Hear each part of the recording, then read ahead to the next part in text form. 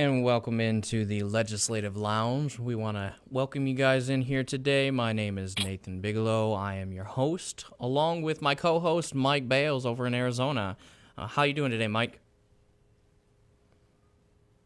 We're doing amazing here in Arizona. I love it here. It's beautiful. It's not as cold as where you're at. Oh, yeah, I know. It's still cold, but hopefully this week we're supposed to be warming up back again to the normals here in Texas. But, yeah, we got a lot going on over the last week, not only just at a federal level, but also here in the state of Texas. And there was a couple items that I wanted to talk about today because one of the biggest issues that a lot of people are facing with today has to do with our children.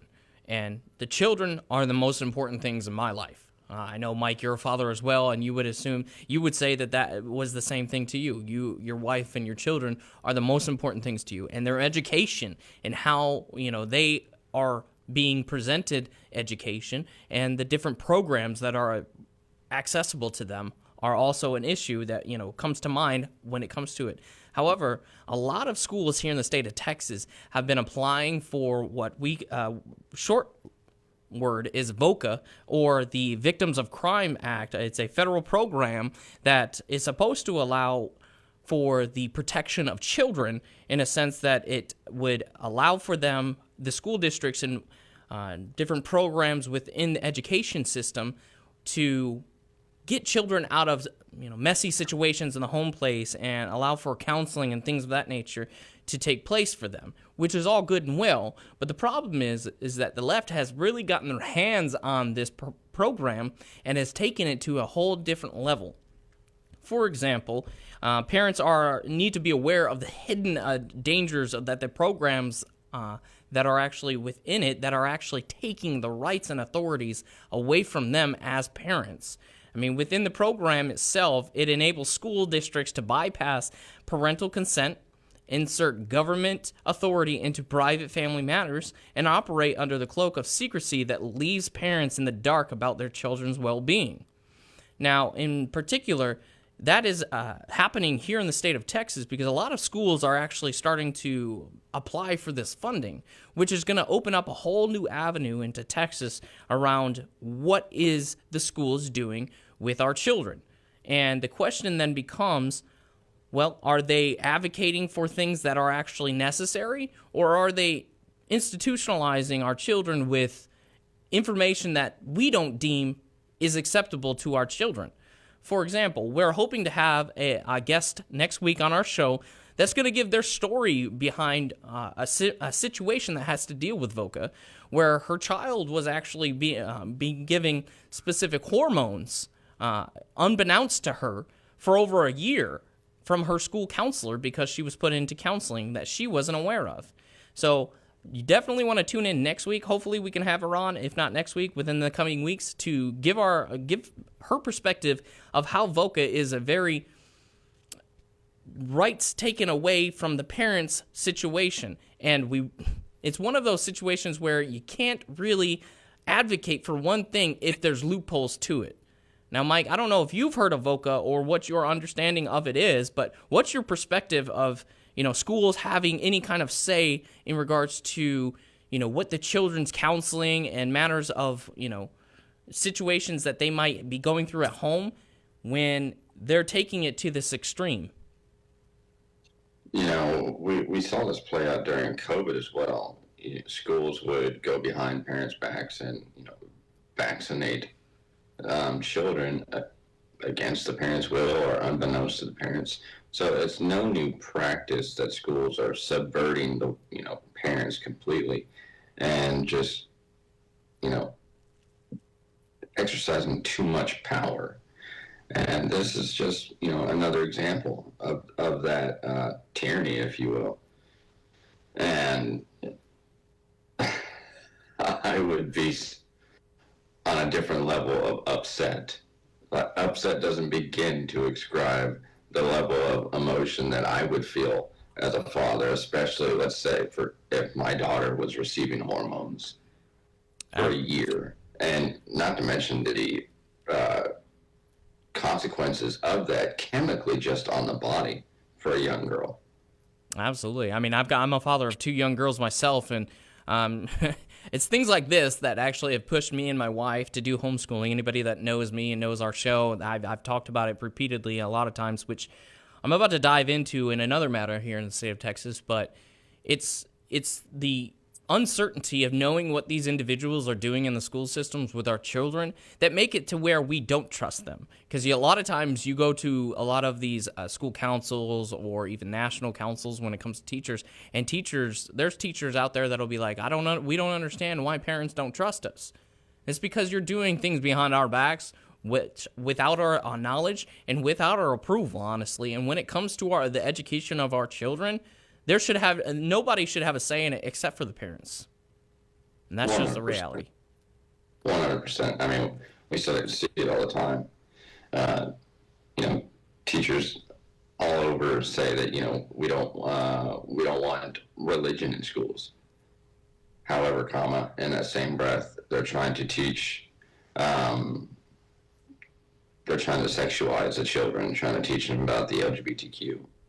Now, I don't care, what type of lifestyle you decide to live personally. Right. But you don't need to bring that into the classroom. There's no place for it. Your orientation has no benefit in a classroom. Absolutely. I mean, when it comes to the whole religious aspect of things, like I know everybody has, we have freedom of religion here, but a lot of times people are not advocating for it in schools. If somebody has a Bible club or an Islam club or, whatever club, that doesn't mean that the school is promoting it. That they have the right to create these groups and these programs that are student led, or even if it was teacher led. It has nothing to do direct connection to the school itself. So that's the freedom under the First Amendment. And a lot of times they like to overstep that, but at the same time, they don't care if they're giving your children hormones or counseling outside of your purview. And God only knows what they're instructing our children through because we don't know about it. And that's a huge issue. 100%. I mean, there's already Supreme Court, SCOTUS presidents, Supreme Court of the United States presidents regarding student-led religious activities. As long as they're student-led, then they are within, the guidelines properly. But as far as teacher-led, there's some nuance to it. Right. Yeah, 100%. The subversion as far as medical and whatnot, that is completely wild to me, especially since children they are a liberty interest of us, the parents, which is why we take so much responsibility for any type of wrongdoings that our children commit. Absolutely. And we're not going to go too much into it because hopefully we can have a show that's a little bit more dedicated to it and we can actually hear from the parents themselves that have dealt with these situations that we're talking about. But another matter here in the state of Texas that's really taken by storm is the Texas House Bill 3, I believe is what it is, when it comes to the public schools and private schools in regards to school of choice. Now, a lot of people have issues with this that are, it's really a bill that's really split down the middle. And honestly, it's split down the middle even within the Republican Party itself. Now, on the Capitol Hill, it doesn't seem that likely, but in the everyday person, me and a lot of the families that I know, there's a lot of divisiveness around this bill because there's a lot of people might say, oh, there's nothing ambiguous about it, but there really is. And we can dive a little bit into it. So under HB 3 is what it is. Most participating students would receive an amount of about 85% of what public schools get from each student through state and local funding. So what it does, this bill would set up what they call a education savings plan, where parents are allowed to pull from the funding, I guess you could say. They could apply and pull from it to help pay for private schooling, and in some situations, it would allow for even homeschoolers to apply for the funding to help with homeschooling.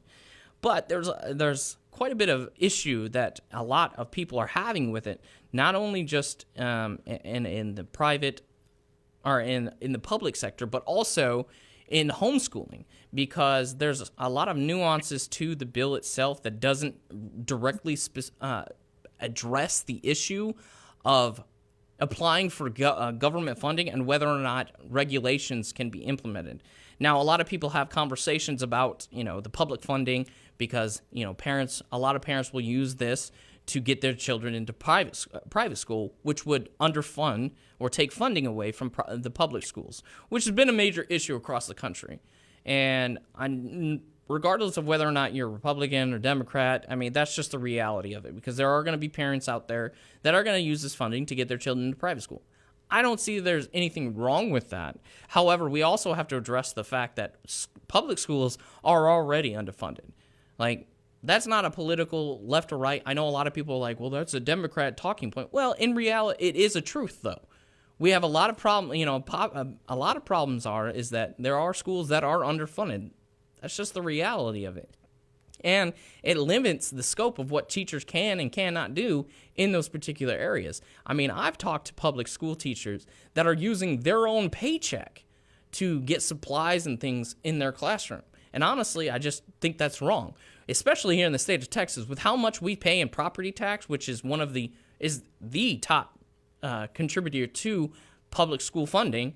And yet we still have schools all over the place that are not receiving the proper funding. So there's a lot of people will talk about the bill and how it's geared not to take that funding away, but honestly, it does. In all reality, that it's an issue that you have to address unless you're receiving funding in a different manner or increasing the funding to per student in public schooling. It's ultimately going to take. So I hope that it's going to be addressed by Republicans on the Capitol here in the state of Texas.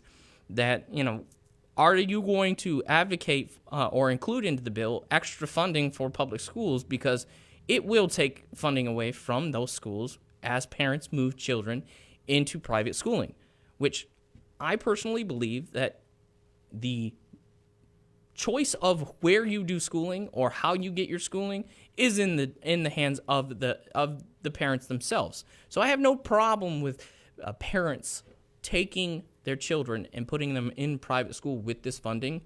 But again, you need to make a way that the schools aren't going to be even more underfunded, because there's a lot of parents here in the state of Texas, I mean, especially in the Houston area, that can't afford private school, even with the money that's going to be allotted through that the education savings plan. And one of the bigger issues from my side of things, and talking with a lot of parents that I deal with, is in homeschooling. So the program allows for the school homeschoolers to apply to receive, I believe, up to $2,000 to pay for school items and things of that nature at home. But the problem is there's no language in the bill itself that talks about when applying to government funding, right? You typically have to adhere to certain regulations and stipulations at that level. However, one of the pinnacle things about Texas is the freedom that homeschoolers have here in the state of Texas. Now, even homeschoolers pay taxes, even though they're not getting the kickback right now for the taxes that they're paying, because a lot of it goes to public and private schools. You don't really have an avenue for them to apply. There are some things out there. Now, this would create an avenue for homeschoolers to actually get money that they paid into, and I believe that wholeheartedly they should, because first of all, that's their tax dollars. But the problem is if they apply to this, are they going to be subject to overregulation from the state? And that's where a lot of homeschoolers have problems with. The bill doesn't directly, from what I've read, because I have read through it, I'm not seeing anywhere in the bill that specifically outlines, they're not going to be subject to any kind of regularization or any kind of stipulations to receive the funding. And that's a huge issue, because here in the state of Texas, we know we're dealing with a lot of rhinos in the state legislature, and they do a lot of dealings with the Democrats. So who's to say that down the road, if somebody gets into power and want to overregulate and say, hey, these people are receiving this funding, so we should have some say in what's going on with that money. Like, no, that's the problem. People can say, well, it doesn't specifically say they can do that. That's the problem.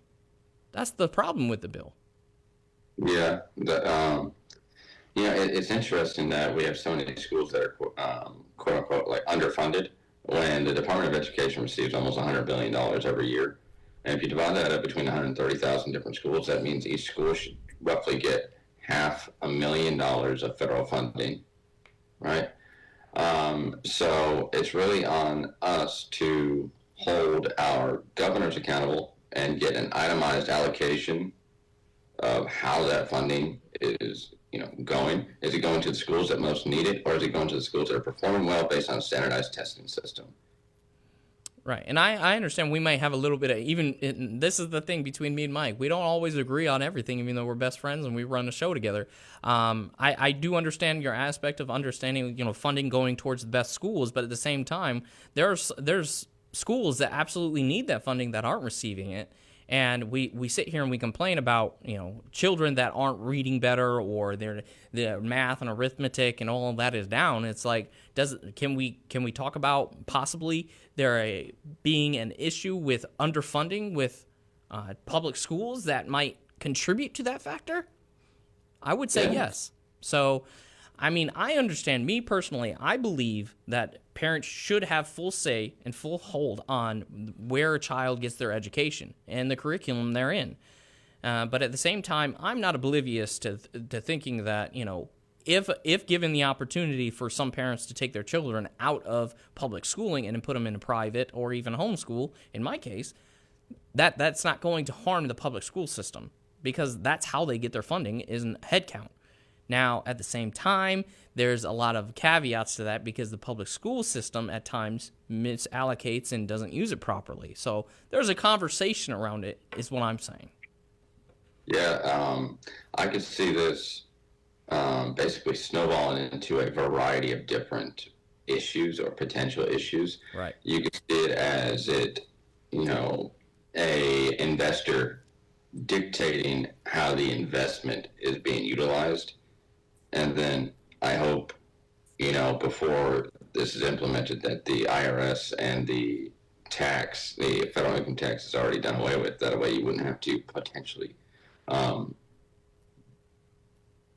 take into account anything that you applied for or, spent on regarding this program into your personal taxes. Right. Now, me personally, I consider myself a conservative. I do typically vote Republican in almost every case, actually, all cases. But this, as the bill stands right now, even though it is written and fully supported by basically every Republican, I don't support it as it stands. I do not support it. And I know a lot of the homeschool families that I speak with, all of them are conservative as well, and they do not advocate for this bill because it allows for loopholes to be set. That's the one thing when it comes to rhinos and when it comes to the left. If they get their hands on something, they'll say, well, the wording is ambiguous and it doesn't say that we can't do this. That's the problem. I want something that is more comprehensive. I want something that is going to, specifically list out the issues. And I know that there are homeschool groups that have went and protested this and tried to advocate for these changes, and it's almost as if nobody's listening to them. Now, I might be wrong. I don't know of every single member in the House and Senate here in the state of Texas, and I haven't heard every single thing, but I'm welcome for any one of them to come and onto the show and talk to us and elaborate where and where not and go through the bill with us, because that's what me and Mike do. So if you're part of the Texas Senate or House and would love to have that conversation, we open it up to you guys, because honestly, I want a better understanding of it, because when I'm reading, I'm seeing that there's ambiguousness to the bill that allows for avenues of overregulation of a lot of different areas, but more specifically addresses my concerns as a homeschool parent. Because if I'm going to apply for money, which is my money anyways, let's get that straight. I pay the taxes. That money is mine. If I'm applying to it, all I'm getting back is my money, right? So I don't need you to tell me what I can and cannot do with that money, because it's mine anyways.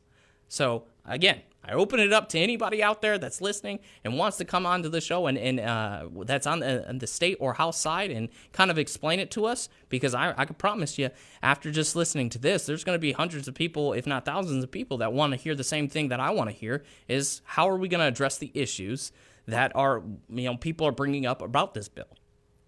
Yeah, close up any loopholes and reduce the ambiguity. Absolutely. But there's a lot of crazy stuff if we go a little little national real quick. There's a lot of crazy stuff going on.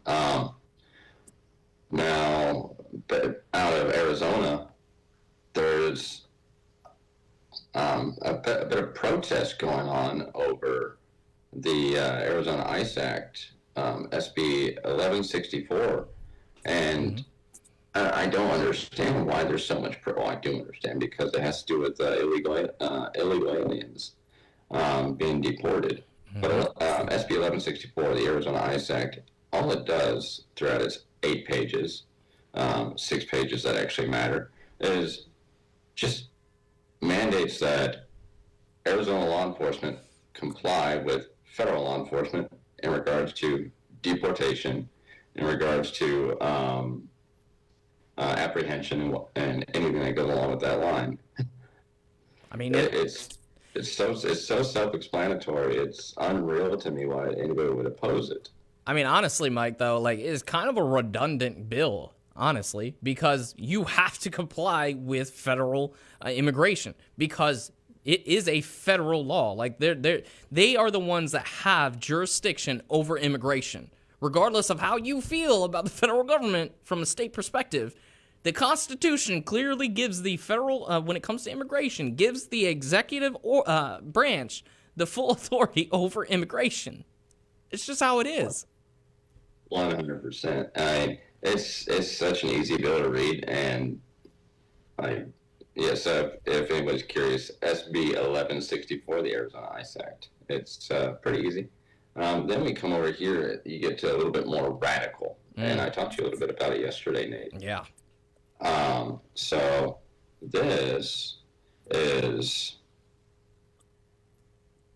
HB 380 out of Maryland, and it is receiving its first reading in the next chamber. And basically, this is repealing a criminal law that prohibits the sale of contraceptives and contraceptive devices by vending machines in school. So essentially, certain lawmakers in Maryland want to sell contraceptives to children in schools, and it doesn't specify what school. It doesn't say high school. It doesn't say middle school. So they want the option to essentially, what I could take away from this bill is Democrats, because it was Democrats that introduced this, want to sell condoms to your children in preschool, elementary school, middle school, high school. So just to be clear, right now in the state of Maryland, they do already have a ban on this, right? Correct? Because Correct. Doesn't it have to do with banning like vending machines with these kind of things? Yes, it's already a criminal law that prohibits it, and they want to repeal it. This is the nonsense. I mean, this is just as bad as last week where we talked about, Ohio and Mississippi, I believe, wanting to criminalize men for, having relations with women and ending it without the intention of procreating and criminalizing them for that. It's crazy. And this is all coming from it was presented by Democrat, correct? What is it? SB 2319? No, the HB 380, I'm sorry. Oh, yeah, the HB 380, yeah, Democrat. Right, and I know the other two because we talked about them last week. We're absolutely, so it's just like every week it seems like the Democrats and the left is just becoming more radicalized with their ideology, and they wonder why. Based off of all of the polling that we saw with Kamala Harris, why they just lost just out of nowhere. And it wasn't just a loss. Like, she got swept. Donald Trump won every single one of the swing states, won the popular vote, which is the first time since 2004 with George Bush, and that was just barely.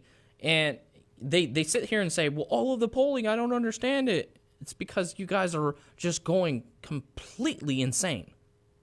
Yeah, it's wild. Like, the synopsis of this bill is repealing the prohibition on and criminal penalty related to the sale of certain contraceptives and contraceptive devices by means of a vending machine or other automatic device at a kindergarten, nursery school, or elementary or secondary school.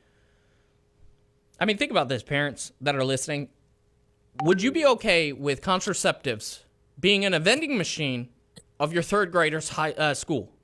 Because I'm going to tell you right now, I've got a second and third grader that's going into third grade, and she's getting to that point where, things are changing. She's growing up and things like that. And honestly, I don't want anybody else having that conversation, because I can tell you right now, my daughter, who is very inquisitive, is an individual that would see that and be like, "What are these, Daddy?" And I'm like, I don't think you need to know that right now. And I don't think it's the place of these schools in any form or fashion to be putting those questions in the minds of our young youth of America, because it tends to get into a lot of different areas where, honestly, they just need to be kids. Kids need to be kids. Leave our children alone and stop messing with their minds about nonsensical things that have nothing to do with being a child. 100%. We've had some pretty good movement in Congress too. We've had some bills that were introduced. Yeah. We talked about this last time we were on the show on Monday. HR 722, basically, it implements equal protection into the 14th Amendment of the Constitution for the right to life of every human being, regardless of if they're inside the womb or outside the womb. Yeah, because the bill specifically says preborn, does it not? Yes, sir. Yes. So that's a great bill. Honestly, I don't know if it'll go anywhere, because we've got some rhinos up in Congress that I don't know if they actually hold true to the lines of being a conservative and protecting and preserving life. So will it even get past the committee is the question.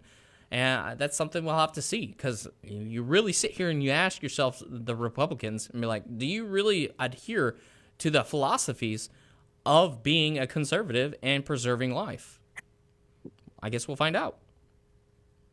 Then you have another one, which I hope that'd be wonderful if this one gets HR 899, which is to terminate the Department of Education, which we know since 1979 and its inception.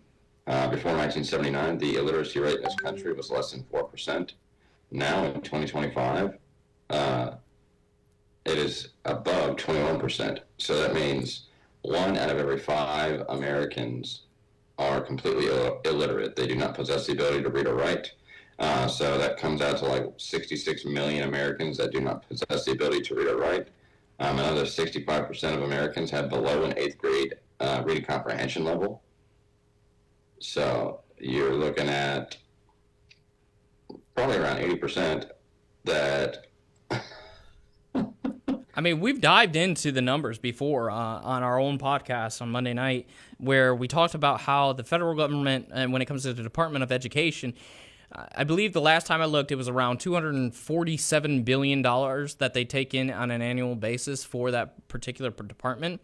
But only 6 to 8% of it is even allotted out to these schools. So the question there becomes, because that's roughly around $80 billion is given to schools, and most of it has to do with federal funding. And so there's a very limited scope of how much funding from the federal government goes to public schools at every level. But where is the other, nearly 95% of the funding? And then you sit there and you ask yourself, what's the purpose then? I mean, if we're paying all these taxes into a program where our children are getting probably only 1 to 2%, because most of that 6 to 8%, like I said, goes to like Pell Grants and things like that. Why do we have it? Exactly. Doge is at the IRS. We need them at Department of Education now.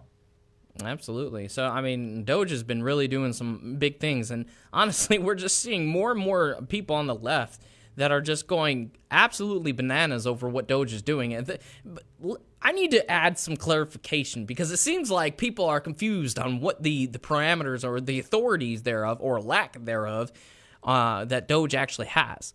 Just to put this in perspective for everybody, Doge does not have any authority to make any changes. They are a glorified governmental audit program, is what they are. They go in, they read, literally all they do is read, and break down the data that they get. making sure that all the transactions and everything are going to where they're supposed to go, or if they're going to nonsensical things, writing it down. And then what they do is they refer that to the president and say, hey, this is what we found. And if you want, I've had a lot of people say, oh, you can't verify that there's any fraud or there's mishandling of it. There's a whole website that gives you the actual transactional history of everything that they're finding and why they're saying that is garbage. You can go to doge.gov. And people sit here and tell, and I've had numerous of them tell me, oh, I've been to the website, there's nothing on it. It's like, clearly you haven't, because they have specific outlines of agencies, descriptions of what it is. They have uploaded information, links to different transactional reports, and the actual findings of PDF files showing where this money's coming from and where it's going. So don't sit. That's why I say, people, don't sit here and tell me you've looked at the website when you haven't, because it specifically breaks down all of this information for us so we know what's going on. But from that point, they refer it to the president. The president then convenes with members of Congress, right? Because even the president can't do anything about it unless it's through a governmental agency like USAID, because that was established by an executive order. He can abolish the program altogether like he did. Now, when it comes to Congress, it's their job to take this information and then create budgets around limiting or completely getting rid of the information here, which is going to save us the money.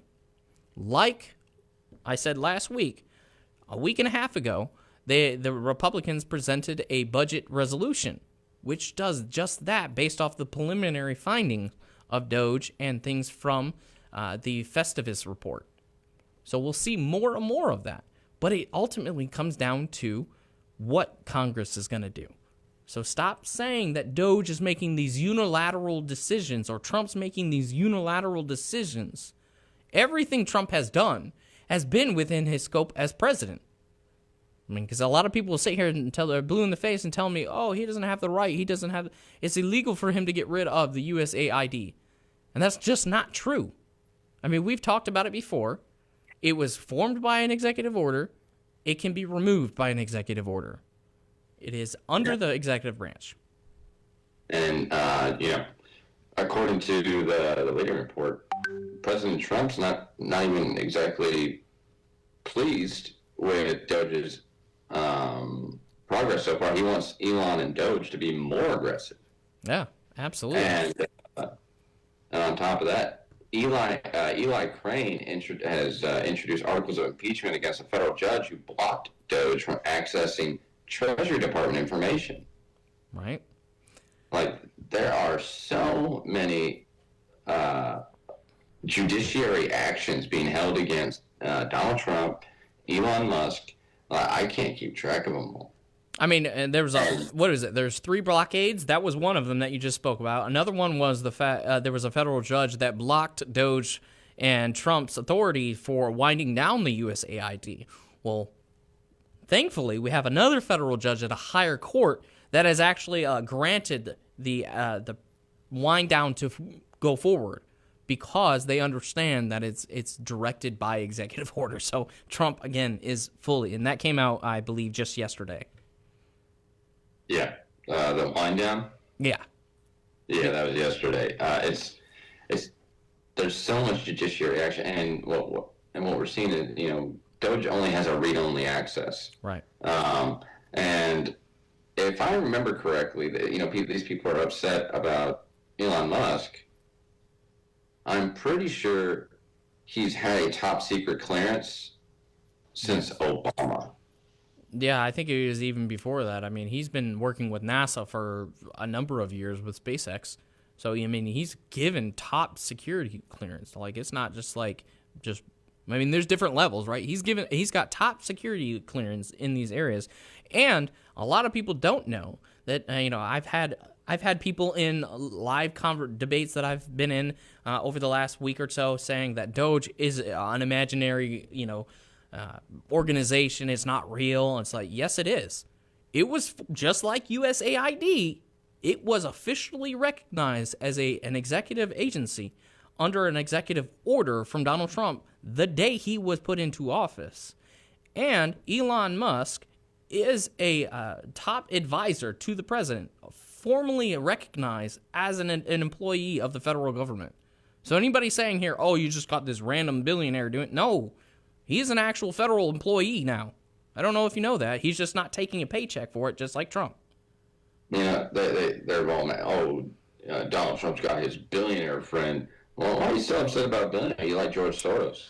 Well, even further than that, like I got a lot of these people that are supportive of Joe Biden and President Obama when back in his time. But the problem is, their Secretary of Treasury was a billionaire in of herself, in his actual cabinet, not just some advisor. She was literally the Secretary of Treasury.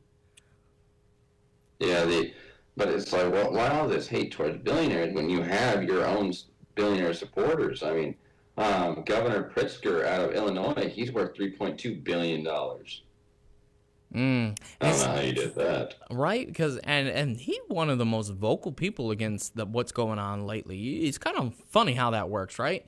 The people that tend to be benefiting from these programs like USAID and a lot of different areas, like, the biggest advocates against RFK, right? We got Bernie Sanders and I call her Pocahontas, but Elizabeth Warren sitting out here advocating against things like that. And it's like, you really got to start to take a look at the loudest people against something are usually the ones benefiting the most from it. But it's like you have people like, I don't know if you're looking at it right now, but like Jamie Raskin, who openly called for an insurrection in early 2024 if Donald Trump was to be elected. He's now claiming that it's becoming obvious to the American people that Elon Musk and President Trump are agents of corruption. And these people are losing their minds because all of their, it's hypocritical, all of their corruption is being exposed. Absolutely. I mean, it comes down to, it was just released, I think when it comes to Tulsi Gabbard and the DEI programs and the defense sector that she's a part of, the national intelligence community, she's eliminated the DEI program, which has already saved $20 million just right there. It's like people sit there and say, well, that's just $20 million. What could the VA do with $20 million? What could homelessness do with $20 million? These are the things that you have to sit here and think about, because it's the same people that will sit here and say, oh, these are just minuscule numbers. Look, these are also individuals that are financially illiterate, it seems like, because, like I say, when it comes to financial literacy, every penny matters. So to you, it might seem like minuscule numbers, but when you got 20 or 40 different minuscule numbers putting that, it's a pretty significant number at that point, right? And we could do things like universal health care, like you that you keep advocating for, even though I'm not totally for it myself. But I mean, those are the kind of programs you keep whining for, but yet you don't want to find the money to do them. And then when we do try to find the money, you cry about it. And it's like, how can you advocate for something that we have no money for, and then cry when we try to find money? You know what's interesting is if you go on Doge.gov, it'll tell you the exact estimated savings, and it's at $55 billion. Now, what they were talking about in a press conference, I'll say 3 days ago, is a portion of the savings get reallocated or refunded back to the American people. It comes out to like $5,000 paychecks or something like that. Now, if you're a Democrat and you oppose this administration, I don't want you to take that check. Absolutely. You don't get that check because you call this agency corrupt. Right, and they're supposed to be the ones that are advocating, according to them, they're the ones that advocate for the middle and lower class the most. Well, I'm pretty sure everybody in the middle class and lower class would love to receive a $5,000 check. I don't know about you, but, what could I do with $5,000? I mean, I got some bills. I don't know about you guys, but I got some bills. $5,000 is a significant amount of money. No, I definitely got some bills, and it's there's some people that are saying, oh, won't that act like a stimulus check and create artificial inflation? No, because that's money already spent. You're just giving it back to the originator. because the whole concept around it is to eliminate spending it here and give it back to you over here. It's just like, what are you guys not understanding? Like, we're eliminating these wasteful, nonsensical programs and giving you your money back because you pay taxes, right? Like, that's your money. I'll never understand that. Now, a little bit of culture. I know we don't talk about culture a lot, but a little bit of culture. I wanted your thoughts on this, Nate. So there was a Broadway musical coming out. It came out, I think, a little bit around a decade ago. It's called Jesus Christ Superstar. Now, as it sits right now, there's a woman who's being cast to play Jesus Christ. Now, what's your opinion on it? It's Miss Cynthia Erivo. Now, first off, me and Mike, we're a respecter of all religion, and we believe wholeheartedly in the First Amendment when it comes to, you believe what you want to believe, because that's your right. And we have our beliefs. I don't particularly consider myself, I guess you could say, with a traditional Christian. I do have my beliefs. But when it comes to this whole situation, you don't have to be Christian or non-Christian to have a voice on this, because this is what I don't understand. You get individuals out here that are totally against Christianity, right? They advocate against it. They just boycott it, and they even protest it in some situations. But I'll never understand a group of people that want to openly mock a religion that they think is imaginary. You call us crazy for believing in a deity that you believe isn't in existence, doesn't exist, right? It's imaginary. But you're the one protesting, you're the one mocking something you think doesn't exist. I think you're a little bit crazier than me. 100%. Like, when it comes to this, when it comes to the aspects of religion, these characters in history, I want the most accurate depiction of Jesus Christ. I want it to seem like they plucked this actor out from, Jesus Christ, was born in Bethlehem, raised in Nazareth. So I want somebody who fits that description of somebody who grew up there. I want, if we did something as far as like Islam, I want the person who may or may not play Muhammad to be an accurate depiction. Right. Of where Muhammad comes from. Because I'm going to tell you right now, because I've got a lot of Islamic friends. If this was Muhammad being portrayed like this, there would be a huge issue all across America, and rightfully so, because you're openly mocking somebody's religion, and I don't think you have that right. Like, you have the right to say what you want, but like, I'm not talking about rights. I'm not talking rights in regards to like the constitutional. I just think morally, I think that you don't have the right morally to sit here and mock something you think is imaginary. Because in my mind, I'm just like, you're insane for trying to mock something you think is in non-existence. Like, not only is this a woman who's cast to play Jesus, but she is a black woman. Jesus was not black. Jesus was, his skin tone was olive, if I remember correctly, according to even original scriptures. He's described in the book of Matthew, I think, as olive tone, right? Yeah. And she's also part of the LGBTQ community. Now, I don't know about you, but I don't think Jesus Christ would, support that type of lifestyle. He'd probably go out of his way to lead you from that lifestyle. There'd be so much there'd be protests in the masses if a blonde-haired, blue-eyed, porcelain white individual played Muhammad. Yeah, I think it just has to do with the rendition and just the disrespect of in people's beliefs. That needs to be a little bit more not monitor, but like just in the sense of everybody thinking about it. I'm not talking about there should be any involvement from the government or states or whatnot. I'm just saying from a perspective of humanity, like let people be people. Let them believe what they want to believe. I mean, I might not believe what you believe, Mike, and I know we've had differences in our beliefs, right? But like openly mocking somebody, it's just not right morally. Like if you sit here and you'll say to me that you have morals and values and things of that nature, but yet you want to mock somebody for what they believe in a spiritual sense, that's just wrong in my opinion.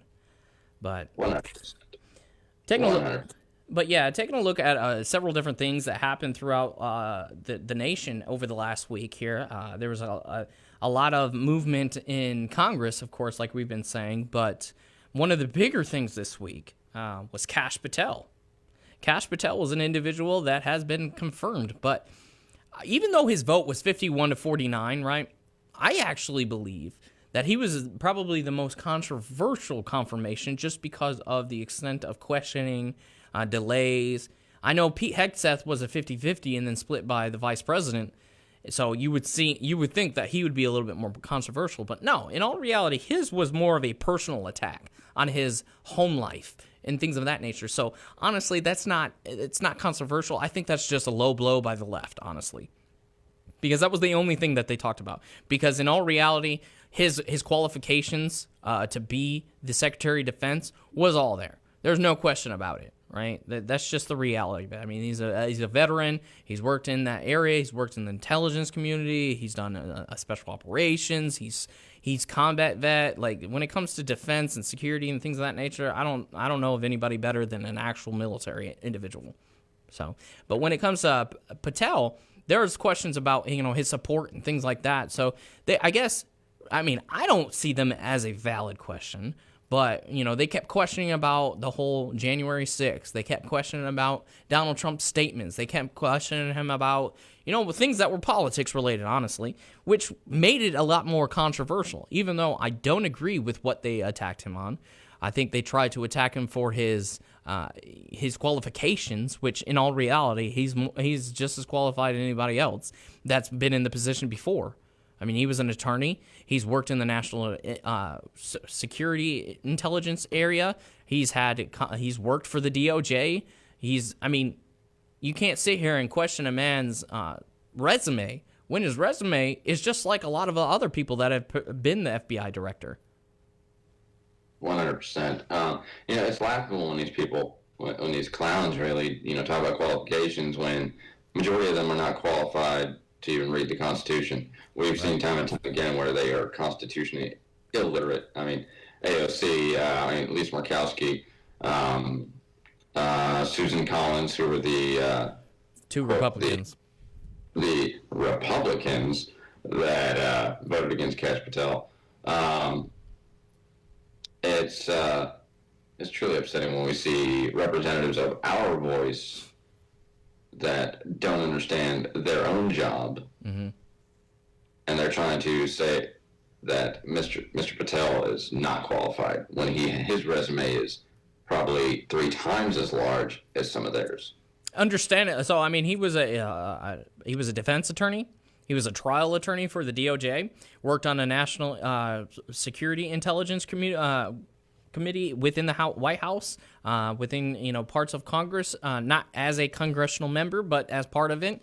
And there's a lot of different areas. But what infuriates me the most is at this point, because he's an Indian American, right? That's his lineage. His family originates from India. They're sitting here calling him a DEI hire. And it's so funny to me. You see it all over the. I'm surprised you haven't seen it, Mike. All over social media, especially on X, and I've seen it in several different lives that I've been on TikTok, where people are sitting there calling him a DEI hire, but yet they want us to be the side that isn't racist. I guess this is the simplest way to say it, but honestly, you look at it like that, and you the way that they say it, with the demeanor that they say it. It begs the question of, like, who's really showing their true colors here?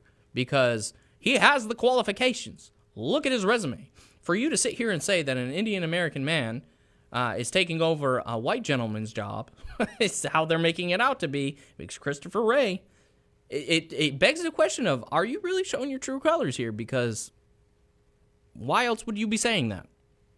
100%. Democrats show their true colors all the time. You were in the live that I was in where our friend AIP, whenever he debates, the the opposing side, the Democrat supporter, always says, you should be wary of ICE. Yeah, And absolutely. he's an American citizen. He's just got an accent because he grew up in Chile.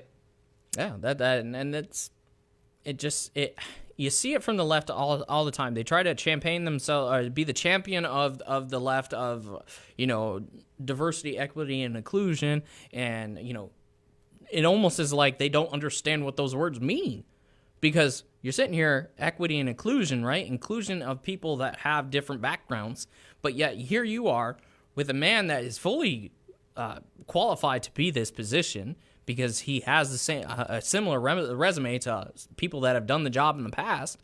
You're only calling him that because he's of Indian descent. 100%. And, if we get down to the bare bones of DEI, it's honestly an outgrowth of critical race theory, which was conceived by Derek Bell, and that has its roots drawn back to critical theory out of Nazi Germany in the Frankfurt School of Thought, written by Max Horkheim, who then came over to California and taught. So you can see how that kind of infiltrated our systems and started infiltrating our colleges. And, it basically, DEI eliminates the meritocracy, introduces racial profiling, racial discrimination, and creates inequality and strives for equity, which is equality of outcome. Right. I mean, the last couple things that we wanted to talk about today, it just has to do with the media, honestly, because there are so many things out there right now that is just absolutely nonsensical when it comes to the media, from understanding polling to blaming the president for plane crashes.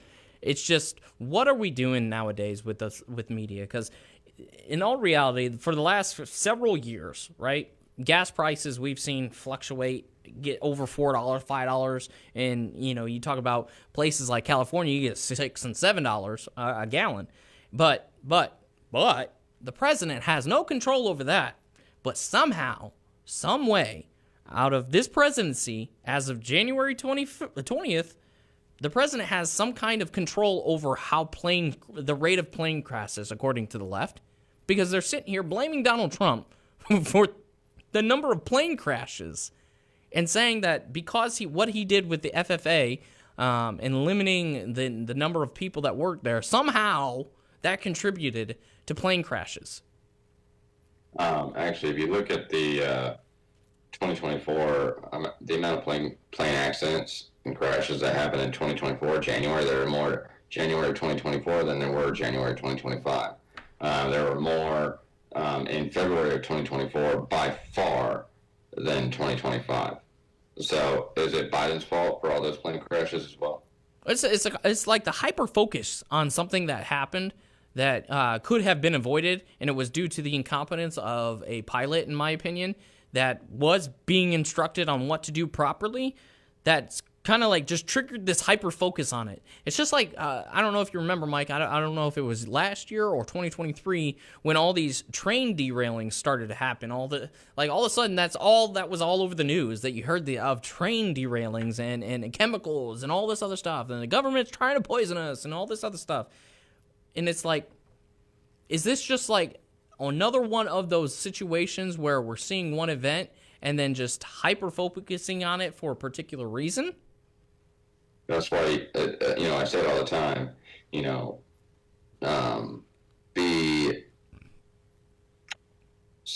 aware of your surroundings.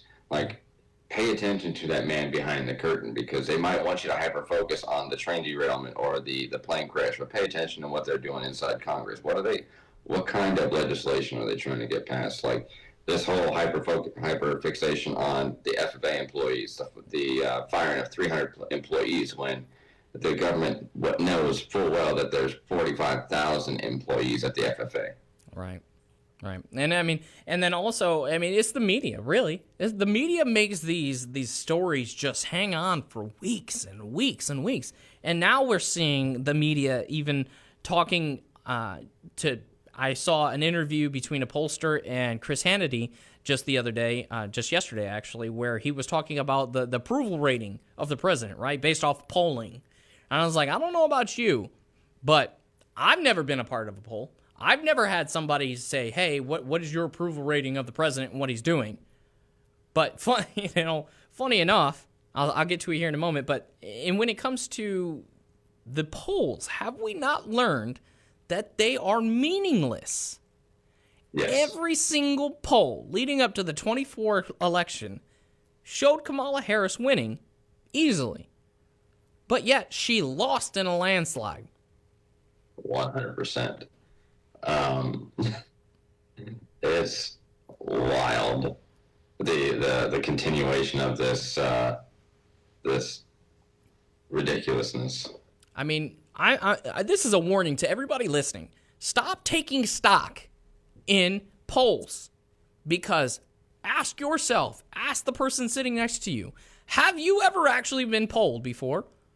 I'm not saying not every one of you, but I can tell you right now, we haven't been. But you know what's funny? I've lived all over the United States. I've lived in several parts of the world. I have never, ever been polled. You want to hear something funny, Mike? I made a video about that, right? Saying that exact thing. Guess what happened about 2 hours later? I received a phone call from Clear Solutions or something like that. They're a pollster. You're going to sit here and tell me I make a video on social media and and you're going to try and tell me that my phone devices and people aren't watching me or listening to me, when 2 hours after I make a video saying I've never been polled before, I get a pollster calling me asking if I have a approval rating for the president. And I was on the phone with them for like 20 minutes because some of their questions were absolutely inflammatory, and you could tell that they were absolutely politically biased. And I told them that right over the phone. I was just like, what are these questions?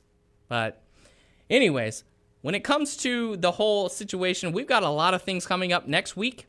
Hopefully, we can bring in the individual to talk about VOCA and the whole their whole story behind that. But also, we've got some big news coming up, hopefully this week, when it comes to the Epstein list. I know a lot of people are looking forward to that. It's on Pam Bondi's desk right now, and one of the promises that Kash Patel put out there was day one he's going to release the list, which is Monday. So we're going to hold him to it. Hopefully by next week we can go through that and give you guys some updates on that. But we welcome you guys for joining us today. We thank you. And we want you guys to tune in with us on Mondays at 7 p.m. as well on YouTube, Rumble, and Facebook. But follow the Legislative Lounge on all platforms along with Radio DaBang. Mike, any closing comments? Thank you so much for tuning in. Big thank you to Radio DaBang and Mike Kahn for giving us this opportunity and allowing us to be on this show every week. And it means a lot to us. We love you. Stay blessed. Absolutely. And we'll see you guys next week. It's 12 Central Time. Have a good one.